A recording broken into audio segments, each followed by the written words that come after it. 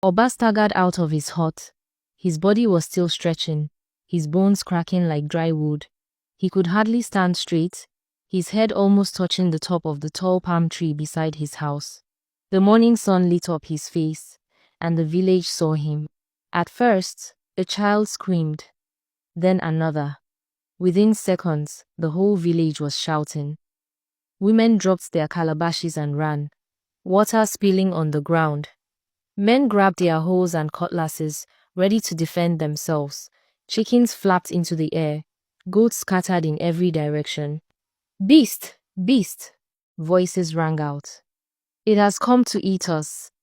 Run for your lives." Oba froze. His heart pounded. He wanted to laugh, to tell them it was only him. But when he opened his mouth, the sound that came out was a roar. "I am not a beast," he shouted, but his voice was too heavy, too deep, like thunder rolling across the sky. The villagers screamed louder, some fell to the ground trying to escape. Oba raised his hands. "It is me, Oba," he cried. But to them, it was the howl of a monster. The young men of the village gathered quickly. They pointed their spears at him, their hands shaking. "Stay back," one of them shouted. Another yelled, "Do not let it come near." Oba took a step forward, but the ground shook beneath him. Dust rose around his giant's feet. The men panicked, dropping their weapons and running like the rest. Oba stood there, confused. All his life, they had mocked him for being too small. Now he was taller than everyone, stronger than anyone, yet they still laughed in their own way, this time with fear in their eyes. He bent down, trying to pick up a water pot that had fallen in the sand, but as soon as he touched it, the pot shattered into pieces in his huge hand. Oba stared at the broken clay, trembling. Children clung to their mothers, wailing. Old men shouted prayers, calling on the gods to protect the village. Not one person came near him. "It is me!" Oba cried again. He pointed at his small hut. "This is my house. I am Oba. I was born here. You know me."